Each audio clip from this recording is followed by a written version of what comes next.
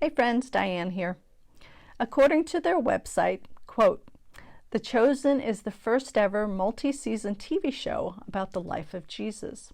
The Chosen allows us to see him through the eyes of those who knew him," unquote. This is actually the theme of The Chosen 40 Days with Jesus, Book 1. As I mentioned the other day, each one of these devotionals are written by Amanda Jenkins, Kristen Hendricks, along with the creator of the show, Dallas Jenkins. As you may have guessed, Amanda Jenkins is the wife of the creator of The Chosen. She is also a speaker and author who has been encouraging many for quite some time. I will let Kristen Hendricks tell you about her interesting story. I got this from her website. "Way back when, I founded a handbag company, which led to a small nonprofit, which led to an anti-trafficking organization in Africa, which ultimately led me to writing for the Chosen TV series." Then, of course, there is Dallas Jenkins, who also contributes to these books. Because this is mostly a collaboration, many times an individual writer is not specified, so I'll simply refer to them as the authors. I do want to share 3 things from Book 1 before we dig in, so that you can get a feel for what the book's main focus is.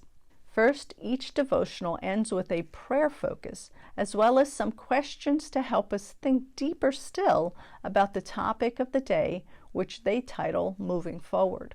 Second, I point us to the dedication, which says, "To Simon Peter, Mary Magdalene, Nicodemus, and Matthew. Before they were heroes of the faith who inspired the Chosen series, they were desperate sinners like us." Lastly, in his message at the beginning of this book, Mr. Jenkins talks about how it can be difficult to relate to the perfect Son of God, but how he could quickly connect with the Messiah's flawed followers. He states, "As we wrote episodes and this devotional, we explored the backstories of Simon Peter, Matthew, Mary Magdalene, Nicodemus, and a few of Jesus' miracle recipients.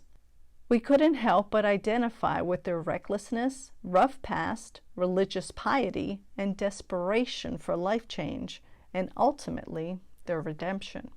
It is as we connect with those real human beings who followed Jesus during his earthly ministry that we will find ourselves connecting more deeply with the Christ they devoted their lives to. May we follow in their imperfect footsteps as we also seek to know and display the perfect Jesus." More tomorrow. See you then.